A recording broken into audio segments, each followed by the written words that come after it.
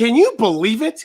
We are just 1 day away from the 2022 NFL Draft. You can bet your boy Dan and Dago is hyped about the Chargers pick at 17. But I don't know about Herbert. He's probably worried about his precious little deadline. And he's probably also worried about that Snoop's going to be bumping loud in the stadium at SoFi Stadium with the Chargers Draft Fest singing "Ain't Nothing But a G Thing, Baby." Woo! But whatever, I'm excited, and I know many of you are as well. So that's why the Compas brought out the big guns, boo, boo, boo, for today's show. The Compas will be joined by their other Compas on the beat. Chargers beat reporters Sir Jeffrey Miller, Uncle Joe Reedy, and Daniel Popper are stopping by to chat with your boys. They will let us know about who the Chargers should pick in the first round, because now that my brother's gone, who am I supposed to trust about my beloved team with this beautiful polo I got on? Let me tell you one thing's for sure. As gospel truth, I don't trust that Herbert for a second, because all he does is pull out his shovel and bury everything that I hold dear. But before we discuss the draft, we have to check in on my saint brother. For this program, we have to check in on my saint brother. He covered Notre Dame spring football, and I heard it was a big crowd. The Compas will also discuss Tyson, the Gypsy King Fury's knockout win over the weekend. Even got a nice little shove in there. I appreciate it. Then he was singing, "Bye, bye, Miss American Pie." Look at that, 2 bangers your boy Dan and Dago just brought you. And here is my weekly reminder to subscribe to Compas on the Beat on YouTube, Spotify, Google, and Apple Podcasts. And don't forget to follow us on Instagram at Compas on the Beat. And that's the bottom line, because Dan and Dago said so.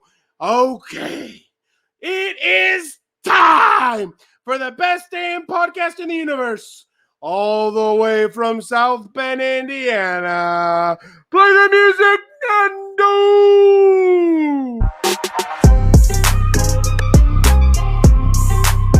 Welcome to Compas on the Beat. I am Fernando Ramirez, Notre Dame football beat writer for the South Bend Tribune. With me, as always, my co-host, my tag team partner, mi hermano, Gilbert Manzano, OC Register, LA Daily News. What's up, bro? What's up, Fernando? Good job on the intro. And by the way, I got to give you the message. People are missing you at Chargers headquarters. The GM, Tom Telesco, said, "Where's Fernando?" before his pre-draft interview. So if he's asking where you are, you did something right, Fernando. So congrats to you. I appreciate it. Yeah, no, I mean, I saw somebody, it was like, oh, we definitely, like a lot of people started raining in, like, oh, we definitely do miss you. I'm like, oh, shit, or oh, stuff. I'm like, oh, wow. But if you guys are wondering what Gilbert's talking about, here it is. I already got it dialed up. They actually caught it on audio? Yeah, they did. Here, watch. I did not know that. Okay, let's hear. Dude's here. No Fernando anymore. No, it's in South Bend. Oh, it's not the same. You're right. He'd be right there. I know. Do it. Their spring game's over, so. Wow. I think Tom wants me to come down when I come down to back home. I think he wants me to show up. Yeah, he checked the schedule too, man. He knows it's spring game. I know. Oh, you know, he kept a close eye on that Notre Dame spring game. But you know what, Gilbert? It's one of those things where, and Andy Bernard, I think, said it best. You never know when you're in the good old times until you've actually left them. He said it in The Office, and it's like you never know the value that you have on, or like the value that you have on people, or that people see you in, until you kind of leave somewhere. And the fact that like somebody like Tom like was like, oh wow, like Fernando's not here, and everything, I was like, oh wow, I was actually touched. I was like, wow, that's actually really nice of him to to be like, wow, he's actually not here. Yeah, so I mean, I'm just saying like that was pretty cool for Tom to mention me like that. And obviously you guys have been awesome saying that you guys miss me as well. So that definitely does mean a lot. To have so many people reach out and be like, yeah, you are missed on the beat. So that definitely is a good feeling, to be honest, Gilbert. Yeah, it's a little different. You know, I find myself having to ask more questions because you know one less person there. I have to pick up all the videos too. Get my content ready, so it's on me. But I'm gonna tell people who follow me, all my videos are vertical because I'm hip in 2022. Fernando, you're more a vertical. I mean, a horizontal guy. Actually, no. Did you It's see my switching? videos over the weekend? I did actually do a couple on Finally. vertical, so it definitely was interesting to see that. But you know what's funny? In one of those, Gilbert, I was at the spring game over the weekend. I did ask the person next to me. I was like, "Hey, how many yards do they rush for?" And the person just looked at me and ignored me. And I'm like, "Oh crap, Gilbert's not next to me." Like, I literally thought you were right next to me, so that's why I was asking. You know how like usually when we're powering through stories, you're like, Oh, "Oh, there's how many another yards?" Mexican guy out there or what? No, yeah, right. Uh, it was honestly like I was like the only person. I'm like, oh wow, there's nobody here. But definitely, it was just one of those things where like I just shouted it out. I'm like, how many yards did he rush for?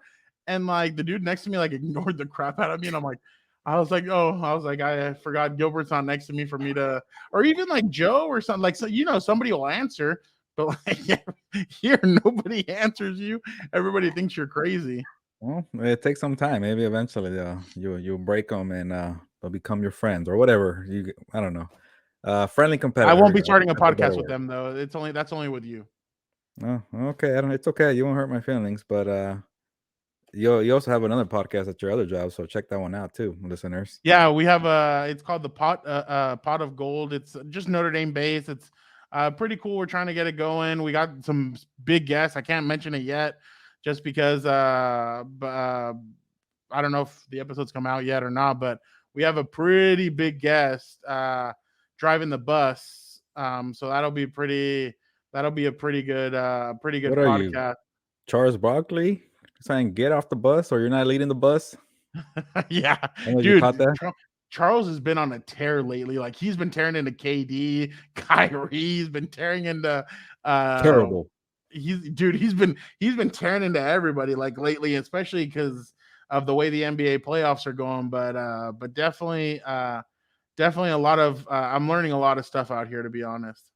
Yeah, I was kind of curious because one, you guys are finally like landing recruits. I'm like, I wonder how that is. Like how do you find out when there's a star recruit joining the team? And is it like breaking news for you guys? Is it like signing a free agent? And No, two, how was it the spring game? Because I've never really covered one, and you said 40,000 people. So yeah, those two things kind of caught my eye.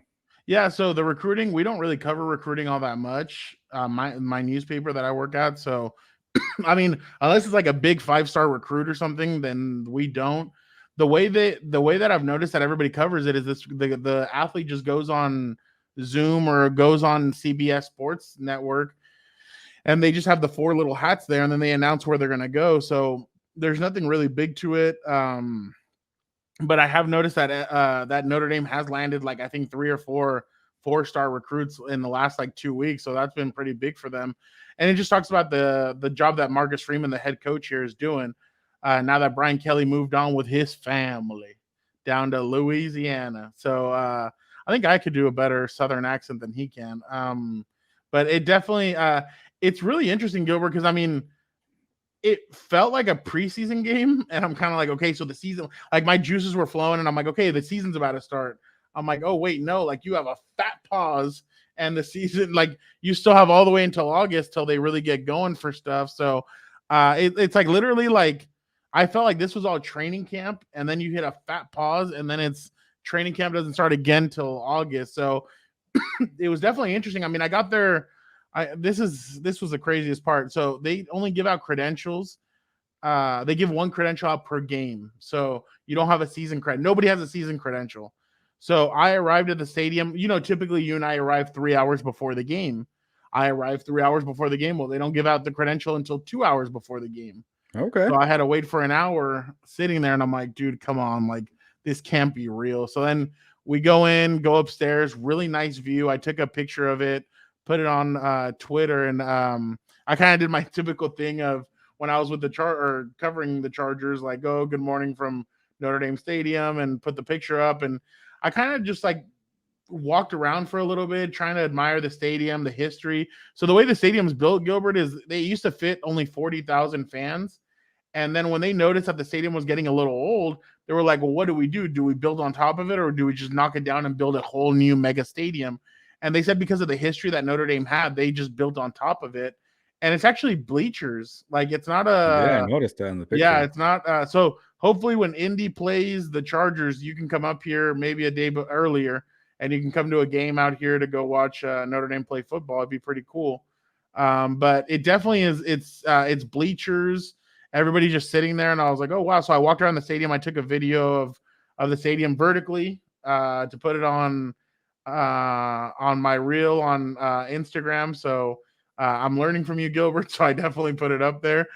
And then obviously after the game, we got to go onto the field the last 5 minutes of the game, and we got to watch the ending of it. So that was pretty cool, especially because like I was walking around, I was looking at everything and looking at the stadium and the fans, and like the little leprechaun was walking by, and it was pretty interesting to say the least. I mean, we haven't been allowed on the field in freaking years.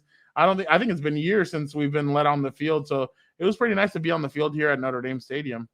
Yeah, it's kind of like a sign of things going back to normal. And by the way, you mentioned the leprechaun. I'm not even caught up on Winning Time yet, the HBO Lakers show. No, I didn't watch Sunday's episode.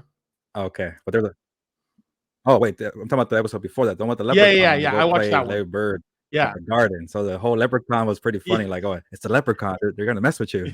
I thought that was, dude. What made me laugh though was that when Jerry West is in the car listening to the game and like throwing stuff, and the guy That was says, the "Oh, we're best. gonna beat your," and he like flips him off, and like that whole scene was hilarious. Dude, yeah, not to get sidetracked, but it makes me want to go back and watch that game and see how it turned out with the Michael Oh, I know. Cooper winning shot. I was like, dang. Exactly. Yeah. No. Yeah, I leprechaun definitely. got me thinking for that. Yeah. Exactly. So it definitely Winning Time has been hilarious. And then, like we predicted, Jerry West has now come out and gotten mad at the interpretation of HBO's Winning Time. So it definitely is interesting. But yeah, the I was looking at all that, and then obviously, you know what's funny, Gilbert? I didn't know this ever. Like, I really didn't know. You're not allowed in the locker room if you're a media member, even before COVID. Like, they just bring out players to Really? you. Yeah, Okay. like they have a table. It's 5 players, and then they just bring out the 5 players. You talk to them, and that's it. So it makes a press conference even longer than like what it's supposed to be. But yeah, you're not allowed in the locker room. Yeah, I'm guessing because the college kids a little different, but yeah, and not even during. How about during the week? The same thing, kind of press conferences come out to you. Yep, that's how exactly. And you can request guys, but supposedly they're not gonna, like, if you request a star linebacker, sometimes they'll bring you the 3rd string linebacker and stuff like that. So it's weird about how the way they're gonna bring them out. So it all depends on the coach too. And that's the thing, Gilbert, is that I feel like with Marcus Freeman, I feel like him and I have gelled pretty well. I mean, the first thing I asked him was, hey, where do you get your haircut at? And definitely got a shout out to Julio at Exclusive Cuts. That's where I go to get my I go exactly where Freeman does. The only thing is Julio comes to Freeman and I go to Julio. So so that's the big difference. I was gonna ask you, do you ever see him there? So not even No. So he's not there. But you know what's funny is that, like, I'm telling you, like, Julio's got the hook. Like all the, like, he had something signed by Tranquil. He had something signed by Alohi Gilman. He, like, everybody comes in and they go get a haircut with him. Like, even Greg Newsome, who has nothing to do with Notre Dame, he's only friends with safety Brandon Joseph. He came in and he got his haircut by him, and all these like ex Notre Dame players, like, he has their jerseys on the wall and their autographs and everything, and they all come in and they all get their haircuts by him. And he even said some players come in for the day, get their haircut, and then they fly back to wherever they're at. So it was funny because he actually told me he almost cut Pat McAfee's hair one time because Pat was asking, hey, I need a good barber to come in and do me and the boys before we head off to, I don't know if it was WrestleMania or if it was before the Super Bowl. And he said that Pat messaged him, but then I guess there was a guy that was more local in Indianapolis that was able to do their hair and stuff. So he's like, dude, I was like getting ready. I was in my Camaro. I was ready to speed down there and do their hair. And I was like, that's funny. It So, only took but you 15 minutes of the show to mention Pat McAfee. why? You Oh failed, my Fernando. You God. mention him once every show. No. So I keep track. So Well, one day there'll be a show we don't mention him at all, but today is not the day. good friend of the show. So definitely, so yeah, but it's definitely, and you know, it's funny, Gilbert. The best thing about everything is that I've kind of gotten used to stuff out here. I'm getting used to the team, to the players, kind of feeling out who's cool, who's not, feeling out how everything is. And I mean, honestly, it kind of feels like sometimes when I deal with Marcus Freeman, kind of feels like I'm dealing with Brandon Staley in a sense, like young head coach, just learning how to do everything.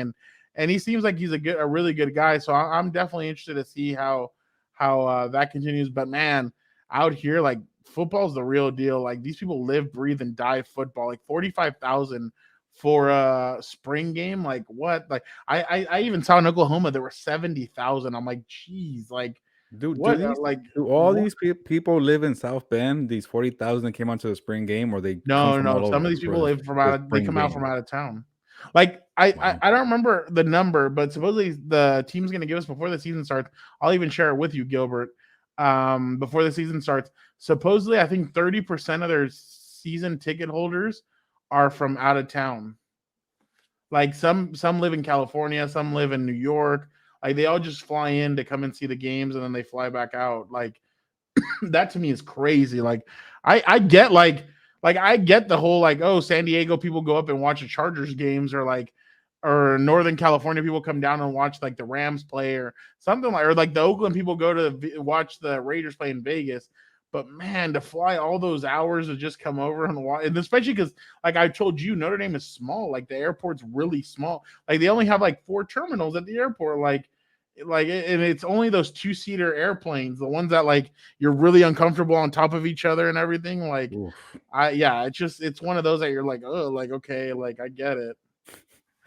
Okay, well, also that day you texted me saying you wanted to watch something after the spring game for the Tyson Fury, where there's 94,000 people instead of Oh 40,000. man, you know what's funny is that so in one of those, I remember I think you texted me that he was headed to the ring. I think I think it was you. You told me he's headed to the ring.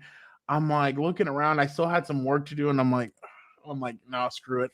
I got up and I went to a different room, and there was like a little room where the PR people sit, and I put my phone on my water bottle, and I was listening to the fight while I was working, and I was like, I like started just look like in one of those, I caught myself for 5 minutes.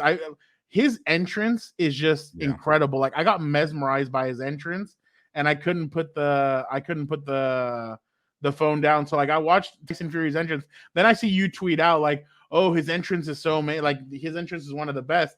I was about to tweet out, I definitely agree. Like I love watching him, but then I thought, ooh, what if somebody sees me that I'm tweeting this out and I'm supposed to be working? So I'm like, yeah, I ain't doing that. So but it was definitely, I don't know what you thought. I thought it was a good fight. Yeah, it wasn't bad. I think mean, that for the first few rounds, the ring entrance was a better part. You know, Yeah. I don't know. It was cool because he had different music. Oh, I really like the hype man, the intro, calling the guy a dosser. So it was cool. You had the voice, and then you had the music, the ring walk that became a run, sitting on the throne. You got Biggie playing in the background, so it was great. Good hype man, and that's one thing. And also the 94,000 people at Wembley Stadium over there in the UK was pretty cool to see. And that's one of my goals in life, is to go cover a big fight in the UK and sit there and kind of just soak it all in. I keep telling people, man, there's nothing like covering a big title fight that's a pay-per-view fight, because you're sitting ringside, you're soaking all in the stadium. It's the best environment. But then, going into the fight, and what I predicted, Dylan White had stood no chance. He was too small. He doesn't have the power nor the skill to keep up with Tyson Fury, and I felt like Tyson was kind of toying with him.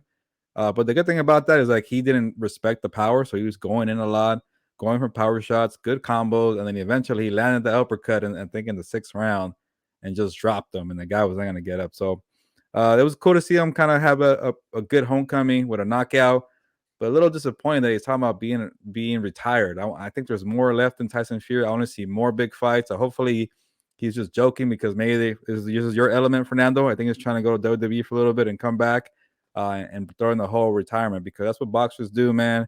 The whole Mayweather script: you go for a little bit, you come back for a bigger return. I definitely agree, and I mean, he did some stuff like right here. He goes up to Francis and got like here. Oh, yeah, that one too. This is your next fight. I'm the boxing heavyweight champion, UFC heavyweight champion. He's in great shape. Look at the muscles on him. And we're going to find out who is the baddest the planet. Good man, Francis. Yeah. We apologize for the language. We don't apologize for the language. So basically, that was Tyson Fury and Francis Ngannou talking about possibly having a boxing fight, the UFC champion against the boxing champion, heavyweight champion. But you know what's funny? In his press conference, Gilbert, he actually called out Drew McIntyre from WWE. Yeah, that's when I knew he was going that way. Yeah, so I'm telling you, Gilbert, I think WWE is going to throw a lot of money a lot of different ways for SummerSlam. I think he's going to be at SummerSlam, and I think he's going to wrestle against Drew McIntyre at SummerSlam. And I think, because I told you, I've heard little things here and there. I heard that he's going to be at WrestleMania next year in LA too, that they're going to have him do some big old thing, but I don't know what it is. But I mean, the Gypsy King is huge right now, and I think that's the thing. I think he knows that he's fought everybody. I think he's going to try. I'm going to give you this. I think he'll try and unify all the belts. I do think he's going to do that. That's what I want to see. And I think that he's going to do that, and I think that's where he's going to call it quits. But I think right now what he's doing is he's playing chicken. He's going to go do the WWE thing and tell them, hey, look, WWE just paid me a crap ton of money. Yep. Pay me more money and I'll unify this crap, and then I'm really done. Because to be honest, like, he really, I mean, and that's the thing that I've heard Conor say too, that Conor McGregor has also been on the fence about maybe going to WWE. Why? Because you like, and I'm not saying that this doesn't mean that WWE is easy to do, because I've seen Bad Bunny do it. I've seen Logan Paul, Pat McAfee. There you go, Pat McAfee. Like, some of these guys have really done it, but they've put their blood, sweat, and tears into doing it. Like Logan Paul said on his podcast, I wasn't going to go in there and half-ass. Like, I wanted to be in there and be respected by the Miz, be respected by the Mysterios. I wasn't going to go in. And then Bad Bunny said the same thing too. He's like, I was fighting the Miz. I didn't want to be a liability. I was with Damian Priest. I didn't want Damian to be like, oh, this is my partner. Like, I wanted to go in there 100%. And I mean, you already know Pat had a one-on-one match, so that you couldn't hide behind a tag team. It was literally you against the other wrestler. So I really do think that Tyson's going to come, because Tyson's already fought before. He fought Braun Strowman, and it was actually not that bad of a match. It was just a lot of weird pushing and shoving, but I really do think that if I really do think that Tyson Fury could make a lot of money and then look at boxing and be like, hey, if you pay me what they're paying me, I'll come back and unify this. But I definitely think Tyson knows that he has a lot of different things he can do now. A lot of different avenues and doors have opened up for him.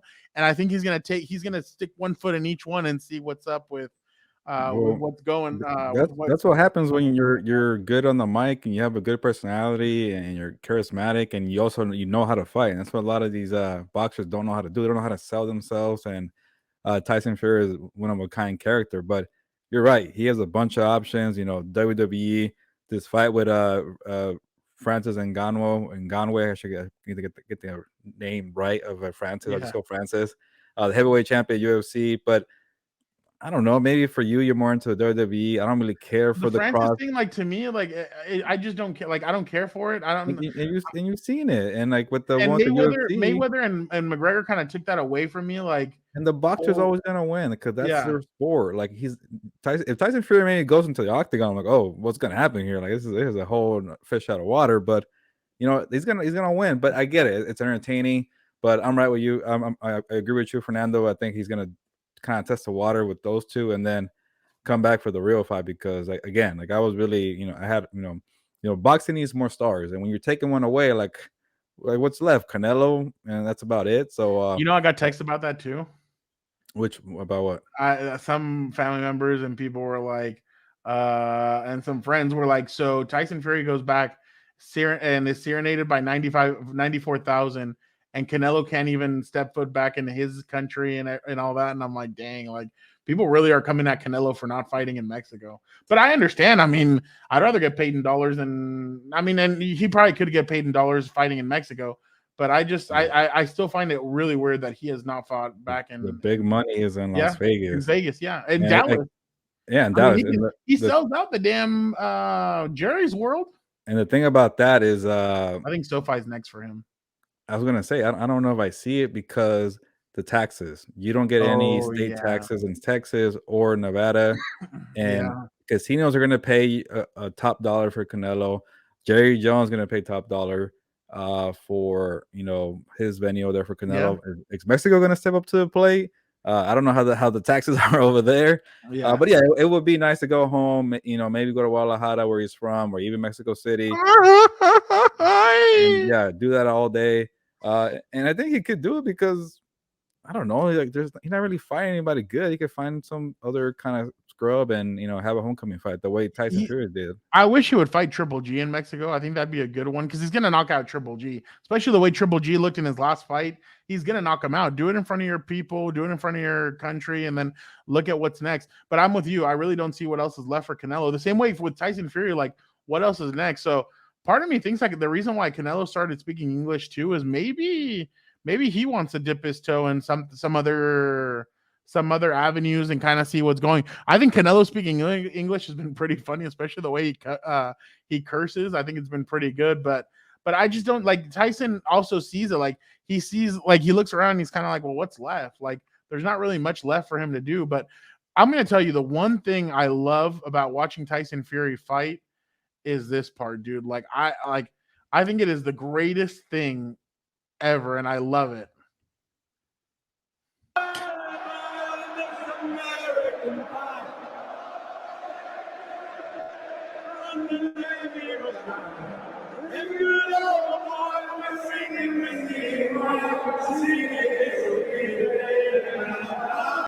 $90,000 people singing along. I thought like that to me, like it gave me goosebumps when I was listening to it, but I love that part. Like it's just so awesome the way he serenades fans.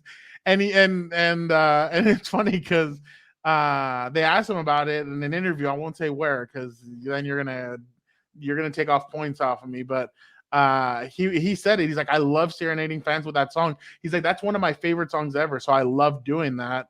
And I just think it's awesome the way I think Tyson really gives you an incredible experience that I don't feel like any other boxer or even UFC fighter except for Conor McGregor gives you. Like nobody else really does what those guys do. They take it to the next level, and I really think that that's what really separates both of them from other boxers and competitors. Yeah, but that's kind of the hardest part for most people is to kind of become that star. Especially you can't fake it. You can't, pretend to be somebody. So when it comes out natural, but yeah, even like a guy like Canelo, he wasn't the most like entertaining, but he was he had a big following. He was Mexican. Having some good looks also helps along the way. Who was his you got to be trainer good on the mic, man. Who was his trainer before Eddie Reynoso? Eddie Reynoso's dad was Chepo? Yeah. But they always kind of been together packages. No, I know, but I remember his dad when he was fighting Mayweather. They were like, hard work. And then Canelo's guy was like, aquí está tu hard work, cabrón. And like he did I won't do what he did with his hand gesture, but I was like, dude, that was just hilarious the way they kind of attacked that. But yeah, I mean, I get you. And I mean, the thing is, Canelo's gonna be Canelo. Like he does talk crap, but he doesn't really come out and say it as naturally as these other guys. But I just feel like the way, and that's the thing. Tyson and I feel like Canelo might be looking towards the future too, because boxing's not always going to be there. You're going to need to do something after you're done. And I feel like Conor and Tyson are looking at that and they're like, we should be this other way. Like there's one person that I can tell you right now that I'm not happy with. I don't think Ronda Rousey's done that well in WWE. Like her wrestling's okay. I think her work on the mic has been pretty bad. And I feel like WWE should do more with her just because I just think it's been terrible. But when you're bad at the mic, you got to have a brand, and Ronda definitely has a brand. Yeah, but I mean, her like, and that's the thing is that like when I watch it, and they're like, "Oh, the baddest woman on the planet," I'm kind of like, but dude, like we've seen her like get like thrashed. Like, how can you call her the baddest woman on the planet? And then I don't know. And WWE's done a good job in building her that way. And right now, fans are really behind her, which I'm very surprised because like the last time she was in WWE, they were booing her. Like, and that's because Becky was so big, but they were booing her out of the stadium, and all of a sudden they love her. But I mean, that just comes to show you like her other wrestlers, like when our other UFC people, when they've made the jump, people love them, people like them. So I'm sure if Connor and Tyson came to WWE, they would definitely get a huge pop. But speaking of pop, well, we'll talk about him later.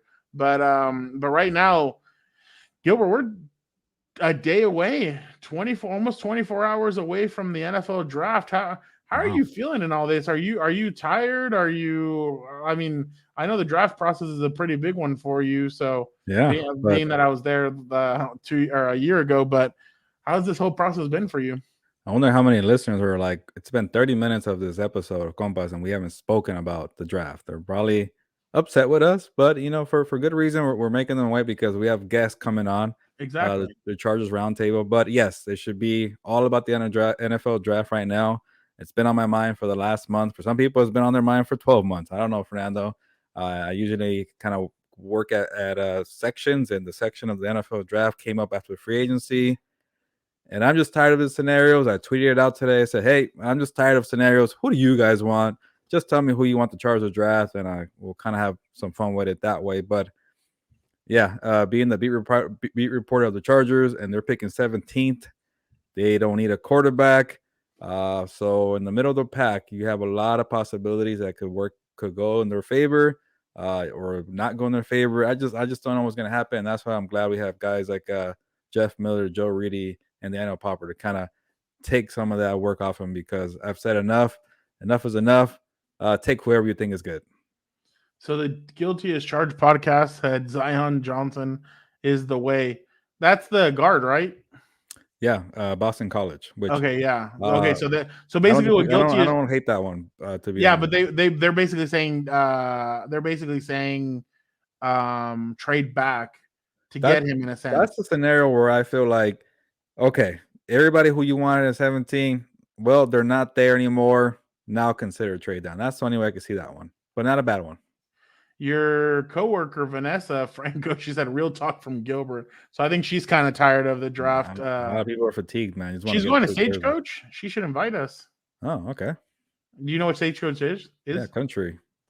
Dude, country I've been honestly like Dan and Dago left me, and I've been listening to Luke Combs a lot and like some other country stuff. So I've kind of gotten into that kind of stuff. I mean, I still love reggaeton and everything, but definitely it's been fun listening to some of that stuff.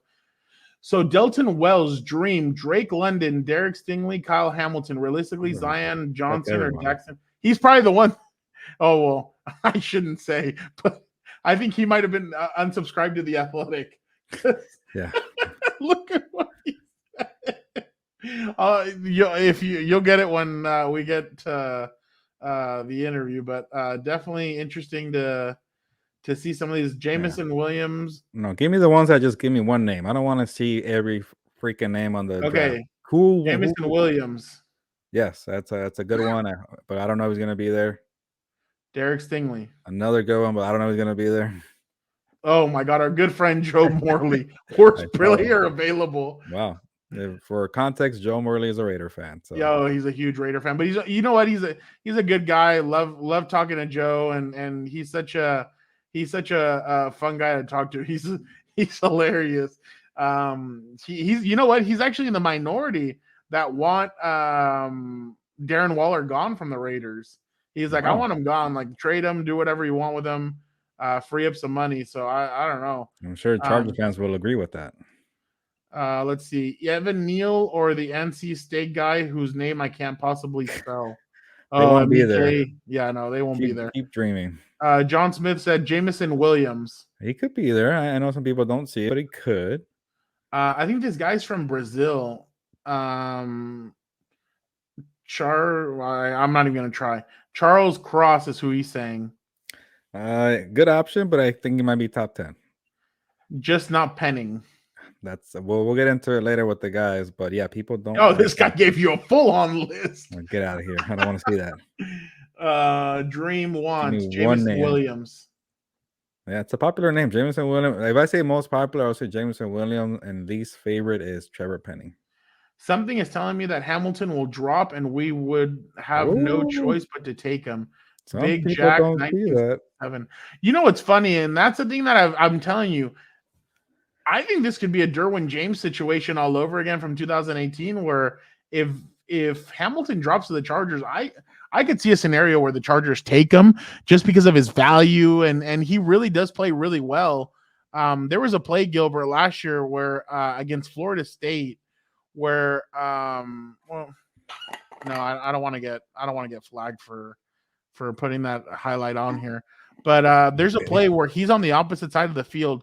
He sees the quarterback's eyes. He takes off sprinting, runs, jumps, and is able to intercept a pass. He literally went from one sideline to the other, and it's just his instincts are incredible. Him with Derwin back there, man, I think they would make the best safety tandem in the NFL. So that'd be a good plot twist, Gilbert. If it would, but I don't know if a guy that talented would be at 17. But again, we said that for Derwin James. So Eric, he gave you a Jameson Williams picture edit. He wants me to like this. Well, he said, "I hope you like this." Well, if he watches this, I'm liking it like this way. Yeah, I like some of these graphic cutouts are not the best Photoshop, but this one is cool. I like it. I wish I could learn how to do some of this stuff because like people are really creative. Yeah, and then if I'm just going off of what I want to see, Jameson Williams is my pick because as a beat reporter, I get to watch Justin Herbert sling it to that guy and Keenan Allen and Mike Williams. That'd be pretty fun offense, man. Yeah, so I get to watch it from my couch. Kyle Hamilton, another one. Jordan Davis or Jameson Williams? Not as much Jordan Davis. I'm surprised. I think, yeah, I don't know. I think there's a lot of question marks that people have with Davis and with Penning that I just don't think that they want to take either. I don't know. The thing with Jordan Davis is like, here you go. Yeah, it's a good one too, but they take it from PFF. It doesn't count. Oh, but the thing with Jordan Davis, though, it's kind of like people who like Jameson Williams. Like, you only want him because of one thing he does well, speed. So with Jordan Davis, it's kind of the same thing. You want him because he's a run stopper, and they actually really, really need that. So I wouldn't hate the pick, but I get that he has limitations. But a guy who's that freakish athlete, and I've seen Daniel Jeremiah say he's probably one of his top 10 prospects. So that's enough for me. If they take Jordan Davis, I'll be on board with that for them. Sammy Sosa gave you a 1, 2, 3. Does that count? Fine. Yeah, Charles Cross, Derek Stingley, and Trevor Penning. I think everybody fell in love with that video of Staley running through drills with Stingley, and they really thought Brandon Staley with this guy, with J.C. Jackson, and with Asante Samuel Jr., they could probably have one of the best cornerback tandems in the NFL. I know people prefer Stingley or Sauce Gardner, but I'm surprised I'm not seeing enough Trent McDuffie. McDuffie's a player, and if you're looking for a cornerback, I think he'll be solid too. I think they're gonna go Devin Lloyd. I don't think they go linebacker. I don't think so either, but that'd be a nice pickup. But it would be kind of like saying you gave up on Kenneth Murray, which I don't know. Oh, there you go. There's a McDuffie, right? Okay, yeah, that's a good one. Yeah, from the Giraffe Network. Trade back and get a second rounder. Would love to trade back to 29. 29 is the Chiefs. I don't think they're going to trade. No. So maybe somebody else. But actually, Tom Telesco brought up the point. Like, if they want to get that second round pick back, you're gonna have to trade like to the high 20s or 31, 32 range to get that second round pick back. So I don't know if you want to do that. He's not going to drop all the way. He's not going to free fall. Jameson or Stingley. Cross, Charles Cross, or Jordan Davis. Mark Wicker said Elon Musk. By the way, I can't tell if that's the real Mark Wicker. I don't know. I don't think he made a second account. That's a second account. Somebody's been messing with my good friend Mark. I gotta ask him if I see him again. Actually, Jordan Rodriguez, Swanson, they all follow him. Yeah, I think people are falling for it. I'm not convinced that's a real Mark Wicker. I gotta talk to him. I gotta because he's been operating the other account too. Jameson Sting. Okay, you don't like that. If you could guarantee me that whatever we take at 17, okay, yeah, Hamilton, dude. We're seeing a lot of Hamiltons. There you go. Chris Olave. You know what? That's the one that I feel like and I know Jeff Miller's been on it, but that's the one I feel like most realistic to happen. So do I. Like, And I think Jeff Olave Olave. would be a good player to have there. Yeah, he fits the Um, need, and he's not as high as the other guys we keep talking about. So The other he reason why I might be really want 17. the reason why I want Hamilton too is because that gives me an excuse to go during mini camp to go try and get an interview That's with why, him. huh? Okay. Well, that means I get to see you and hang out with you. Well, before we go on to our friends, yeah, that'll be a good thing, Fernando. Like the way we asked him, I'm like, who should they draft? But what's gonna happen? And I feel like I think should be tackle. And I don't know what you should think happened, but you want Kyle Hamilton. I'm No. thinking Jamison Williams, but I think it's a tackle. I don't know. It just depends on the tackle. Like I'm leaning towards what some people are saying about Penning. I don't know. I don't like his hand movement. I don't like some of the stuff that he did. I remember he got blown up during the Senior Bowl. Was it the Senior Bowl? I can't remember where it was, where they were running right past him and he was getting really frustrated. So I'm definitely interested to see kind of how Penning does, but it's going to be interesting. But I'm going to go receiver number 1. No. Yeah. I'll go the most likely. I'll go receiver 1, cornerback 2, offensive lineman 3, and then I'll go defensive tackle 4. I don't think I'll tell you why. Do they need the most? Like if they're all available. Receiver. Really? Wow. Yeah. Okay. No, who's your receiver corner. You like these other guys that can't make up their mind now. No, I'm going to go corner. They really need a corner because you can't you can tell. I'm sorry, but you can tell. They don't trust Michael Davis. Well, yeah, but you're okay with corners are number 1 need, I think. You're okay with McDuffie in case he's there? I think they would go McDuffie. I think they'd go McDuffie. Man, I'm telling you, I could still see the scenario where they jump up in the draft. And if Stingley drops past the number 10 spot, I think they might jump up and grab him. And I know that you talk about I think Tom would finally say F them picks, and I think he'd jump up and try and grab him if Staley really wants him. But I think Stingley in this defense would be freaking killer, especially with the way everybody's loading up. Last year, remember, nobody could cover Michael Davis. Nobody could cover Hunter Renfrow. Now you're adding Devontae Adams. You're going to need somebody to cover both of those guys. And you kind of have 2 players that can do that, but you need a third. You need a third corner, and I really don't think the Chargers are happy with I don't think Brandon's that happy with Michael Davis. So I really do think that corner's I think they're gonna get a corner regardless in this draft at some point. But I really do think that corners are number 1. I'll say receivers are number 2. The right tackle thing. I mean, you know what? Yeah, corner, right tackle, and then receiver. But the most likely, the way I think it's going to end up, it's going to be they're going to get a receiver, maybe a corner, and then maybe a tackle. I just think all the tackles are going to be gone by the time that they make their way to the Chargers. The only way I could see them jump up and grab somebody is if Stingley drops out of the top 10, or if Jamison Williams is kind of hovering right around 14, 15. I could see them hop up and grab him just because they're like, dude, F this. And especially because everybody's saying, oh, well, he won't make it past Philly. Yeah, but if the Chargers offer Philly more draft picks, they'll do it. Why? Because I think next year, Philly is planning that if Jalen Hurts is not their quarterback, they're going to jump all the way up into the draft, and they're going to try and grab either Stroud or the kid out of LA that plays on Alabama. God, I can't remember. Bryce. Yeah. So that's actually they're both from LA. Stroud and Bryce, they're both from LA. So both of those quarterbacks. So yeah, I really do think that's kind of the way they're gonna go. But I'm interested, man. This is literally one of those that Tom Telesco does have needs, but it's not as bad as it's been in years past.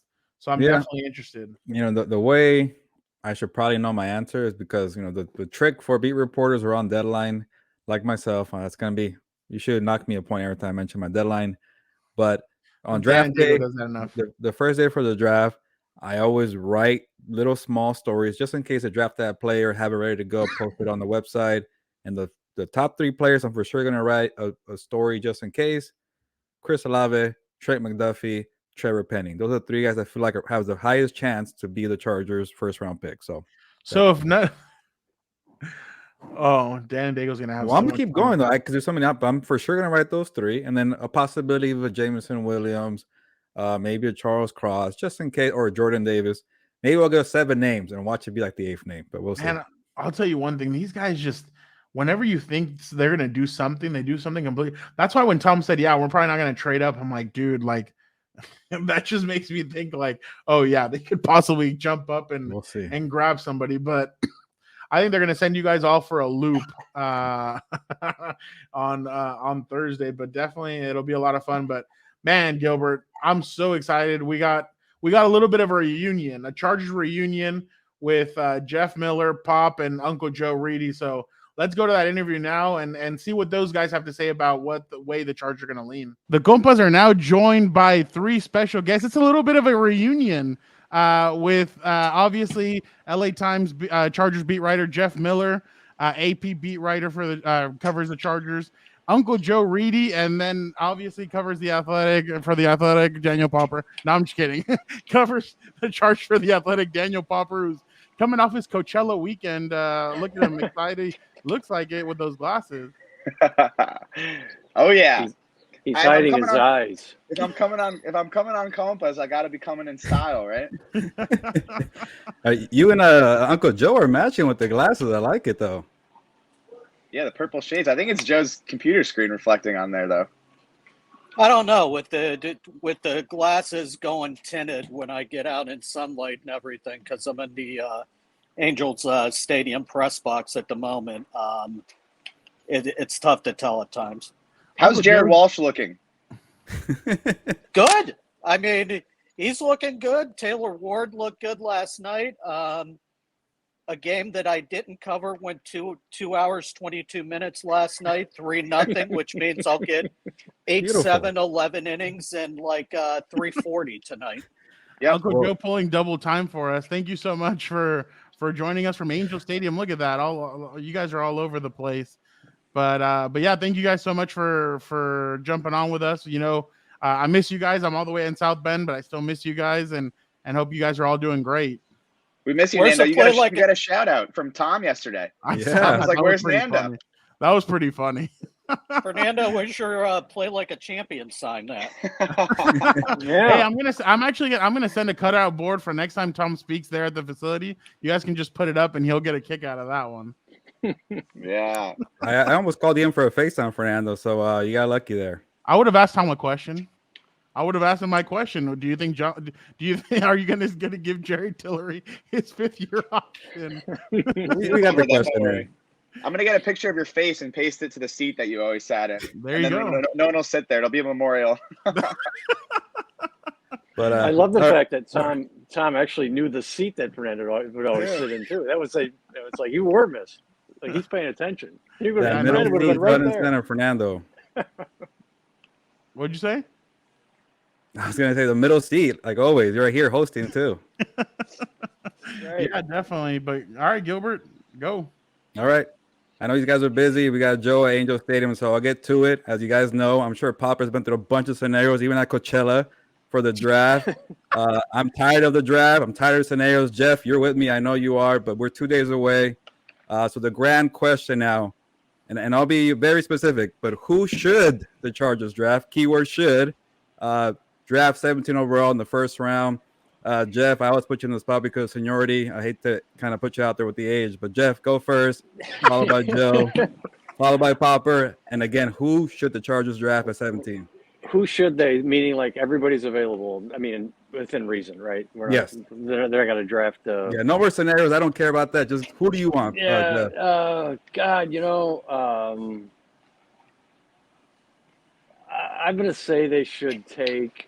I'm going to stick with Chris Olave, just because I keep picking him. I would take Jameson Williams, if he's there. But if he's not there, I would take Olave. I'm just not. I don't know about Trevor Penning, and I don't know. I mean, these defensive linemen, I don't know. Jordan Davis, you guys really? I mean, the guy, I don't know, man. He's a great run stopper, but wow, he's like a 2-down lineman.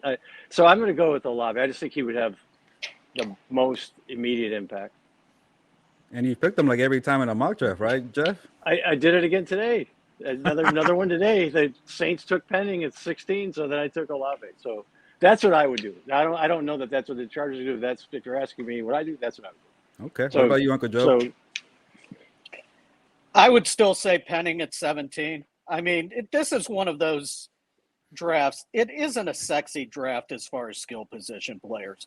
But then again, the Chargers are pretty good on skill position players. So this is almost your meat and potatoes draft, your pass rushers, your cornerbacks, your linebackers. This is that type of draft. I mean, the quarterbacks aren't anything special either. So I was going to joke and say Malik Willis, but and then have everybody after me. But I like Penning. I think you can plug and play him at right tackle. You then got your 2 stud tackles for the next 5 to 10 years with him and Rashawn Slater. So I think that would be the logical way to go. If that's BPA on their board, I think they should go that way. And let's see how the dice go. Okay. Protect Herbert at all costs. I like it, Joe. How about you, Popper? Yeah, I'm with Joe. So there's 4 top tackles in this draft. Evan Neal out of Alabama, Ike Aganu out of North Carolina State. Those guys aren't going to be there.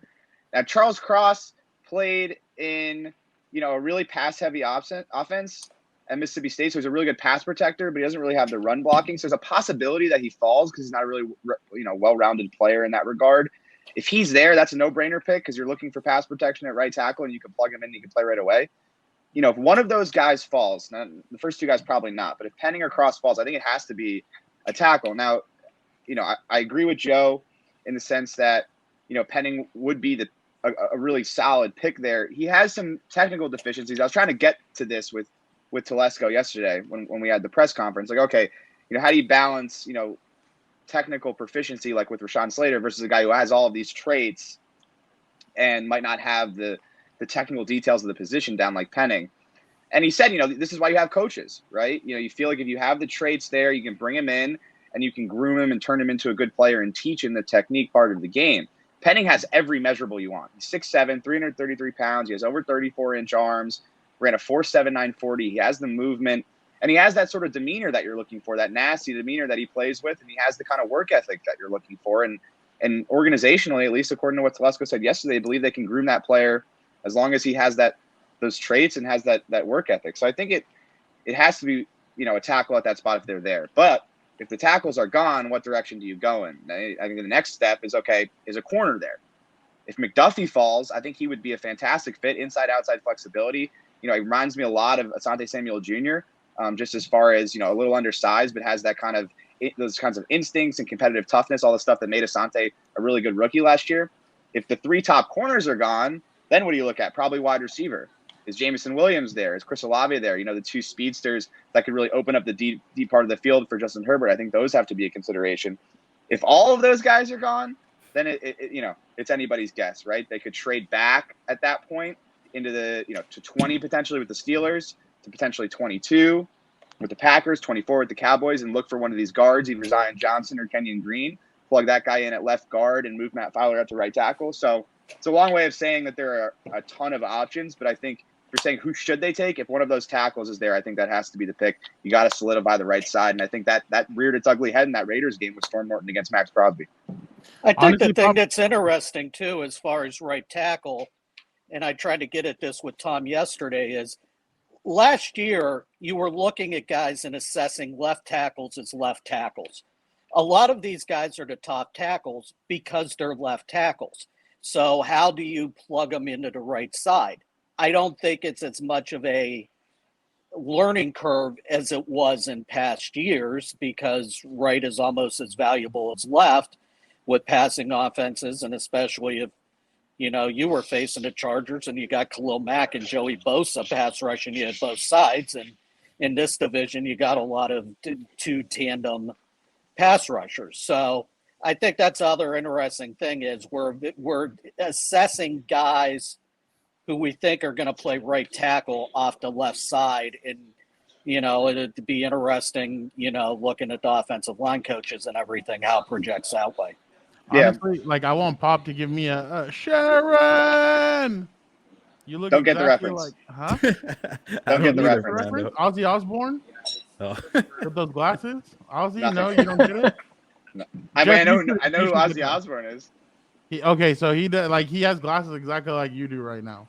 So that's why, okay, my bad. The reference. I was more going for like a John Lennon, like imagine all the. Oh well, yeah, you were at Coachella, so I guess yeah. so. Peace and All right, love, well- that kind of not Ozzy Osbourne. That wasn't the vibe. Well, okay, so Gil and I were talking about what to ask you guys, but I mean, I'm gonna ask, what's one player that they should avoid in this draft? Wow, Oh, my one bad. player- I'll go with Jeff first. One player to avoid.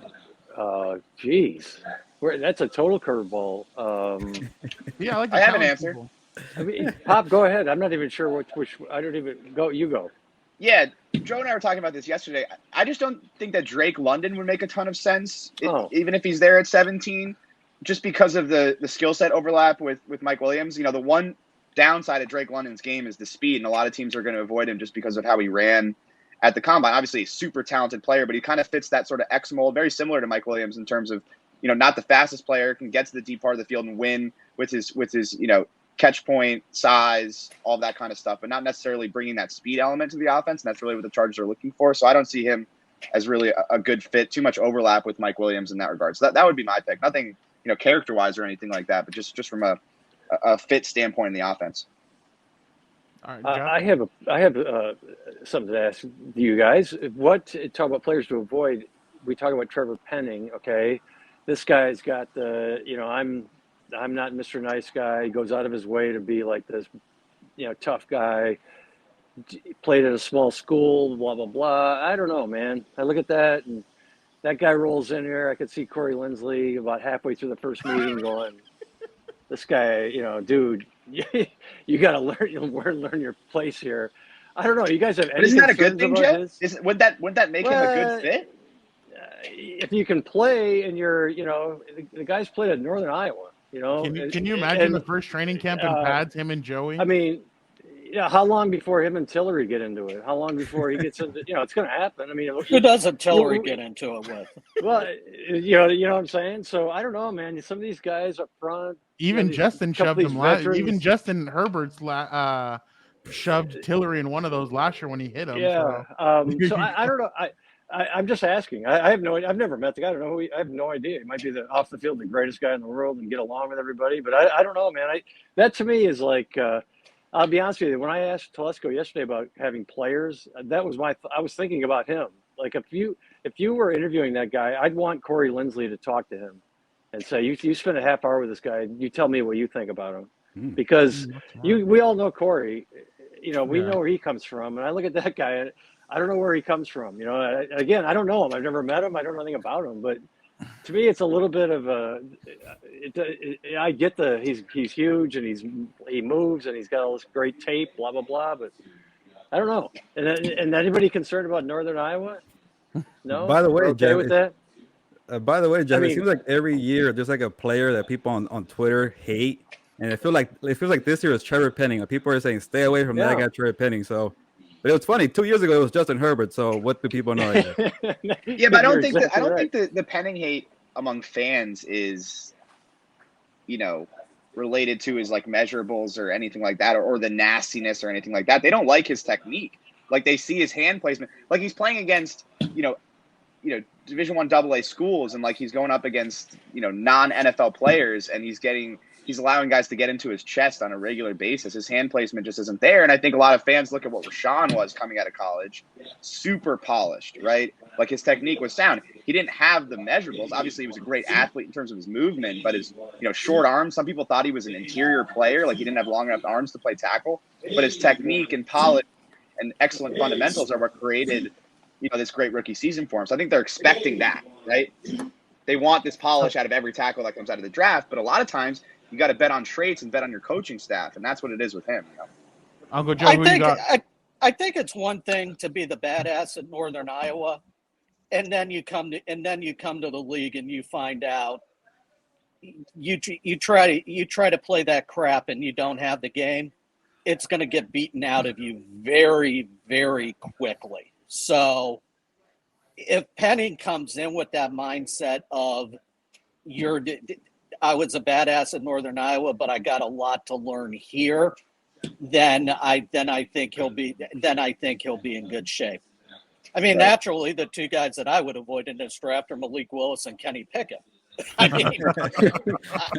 mean, that's the slam dunk right there. They don't need those guys. So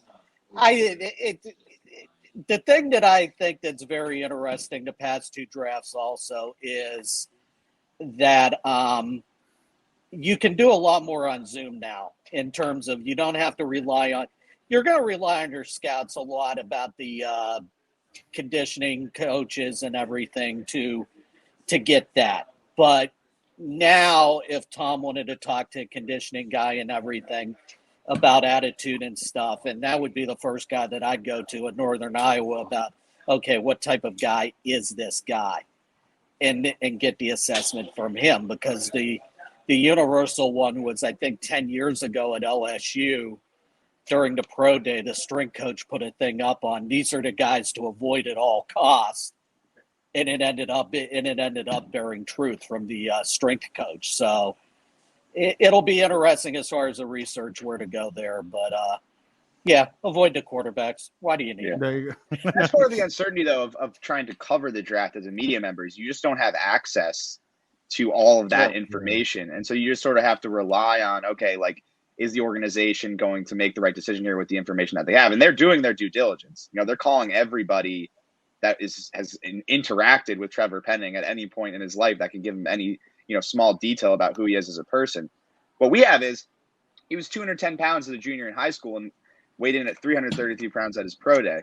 He's a guy. So like from a work ethic perspective, you feel like, okay, that fact leads me to believe that he works really hard. But I think that you guys are bringing up great points, in the sense that if he does have this personality, comes in there day one of training camp and tries to pull that shit with Khalil Mack, like, where does that leave him with his teammates? Where does that leave him with the coaching staff? What does that do to his confidence? Because, I certainly wouldn't want to do that to Khalil Mack on my first day on the job. So to be fair with him, he may be one of these guys. Maybe off the field he's totally different than he is on the field. Yeah. Sure, right? He wouldn't be the first guy. There's a lot of guys like that, and if he's that guy, great.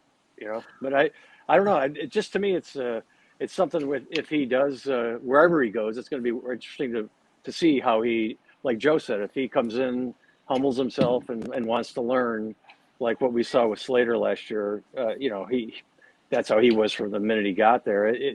They'll certainly embrace him, but if he comes in a little edgy, that who knows where that might go. But yeah, he, like I said, he wouldn't be the first guy though who's totally different off the field than he is on the field. So who knows? Well, thank you guys so much for joining us. I'm so jealous. You guys get to hang out with Snoop Dogg on Thursday.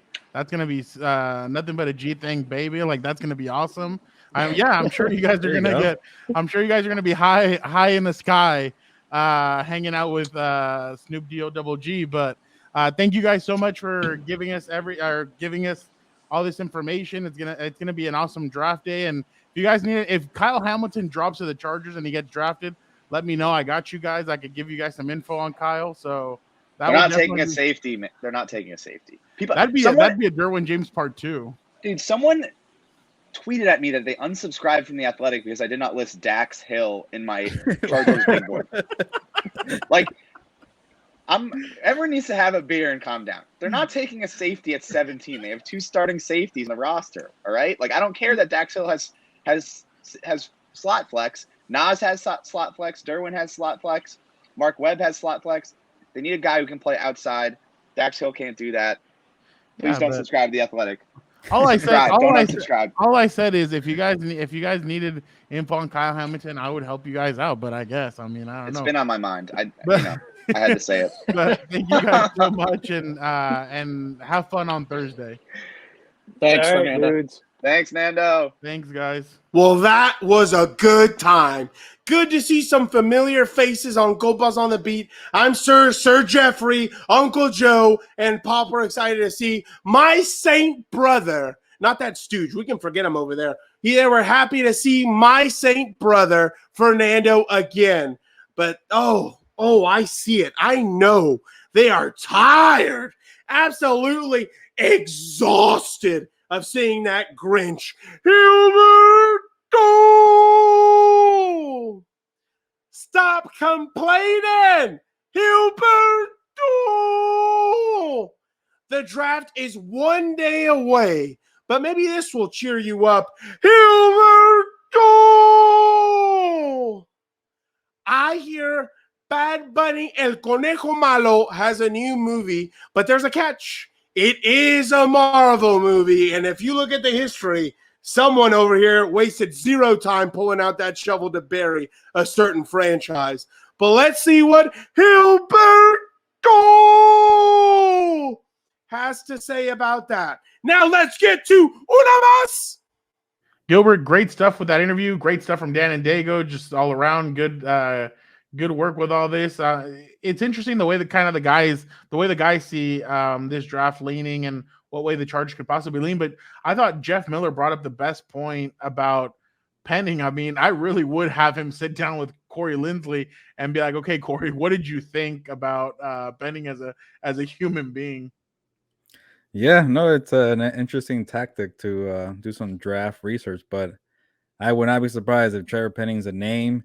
I know you're not on board with that, Fernando. I don't think I've done enough film on this guy to kind of already say he is not the guy, but he has the upsides, and maybe I'm kind of leaning like Popper, because if you have the coaches, and coach the guy up and make him better. So we'll see. I know people are always going to be upset with whatever happens. So, but I would have been interested with Frank Smith and him.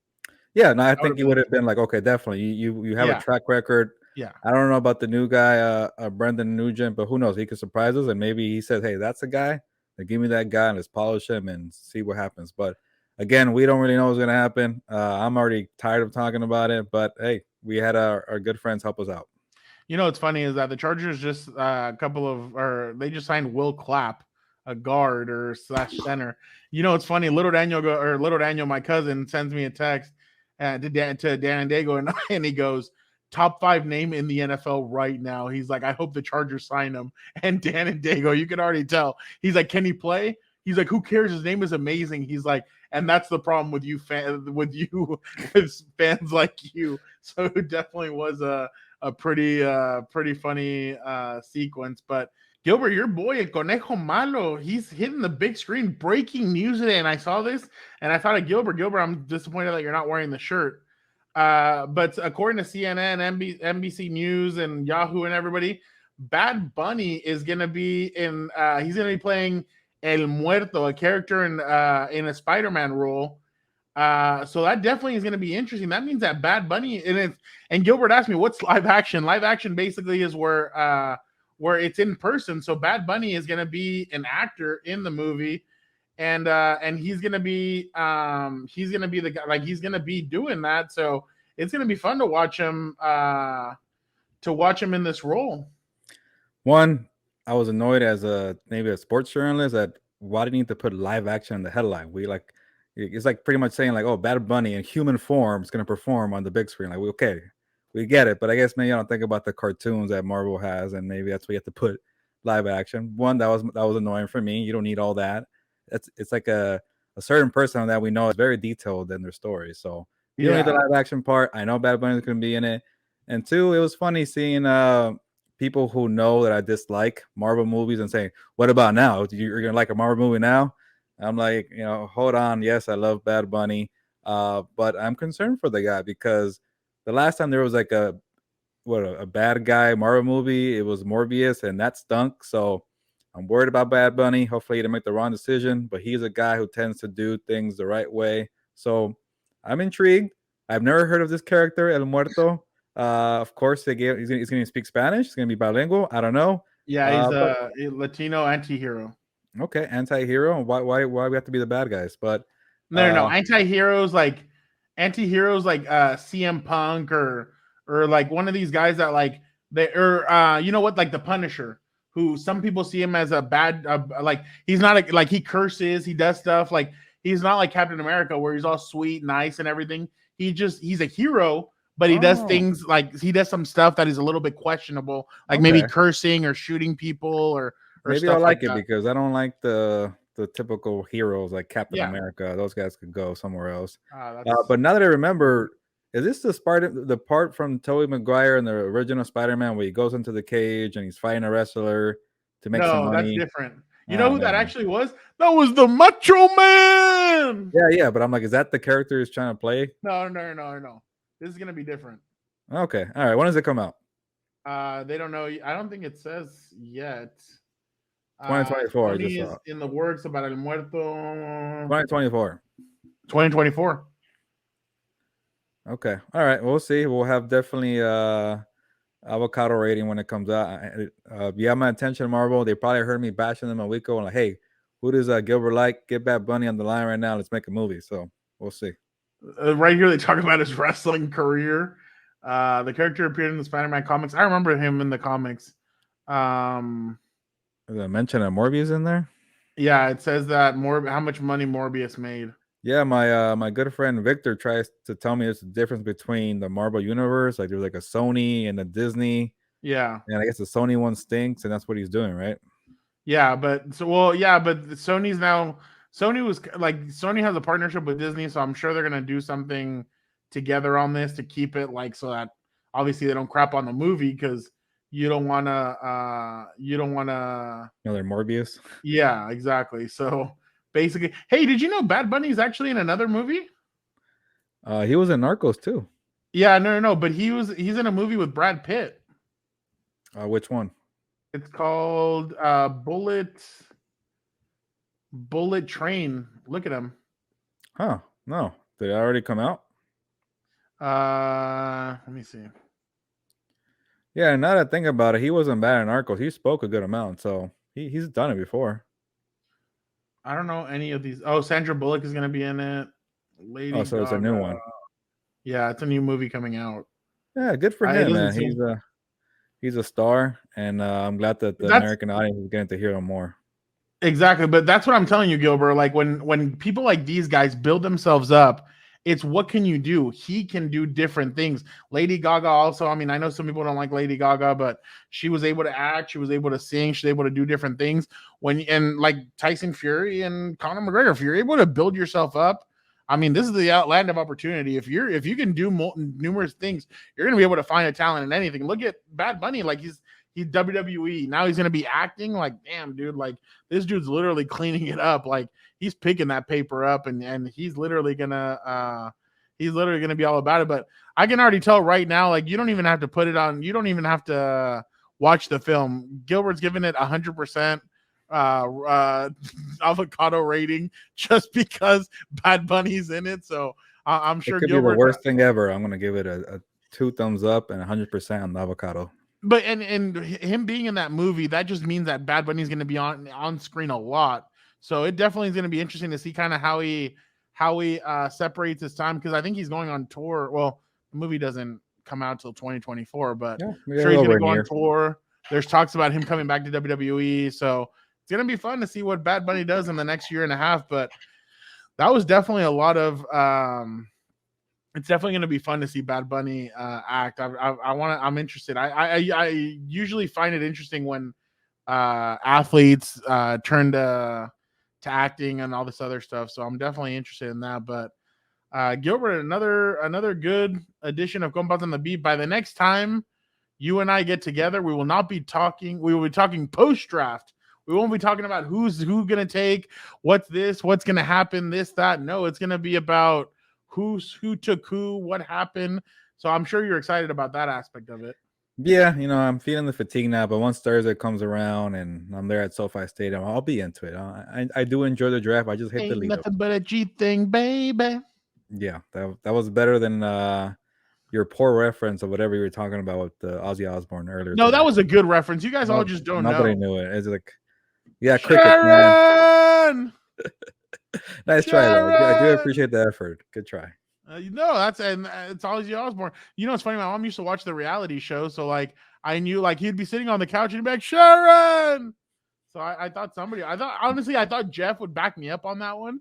And Jeff looked think as about it. confused Jeff as knows the Crawford. music, but he doesn't watch the reality show. So Well, that's yeah, but I where you thought messed like up. he'd know the No. whatever. I mean, You yeah, messed okay. up. You'll get it Yeah. next time.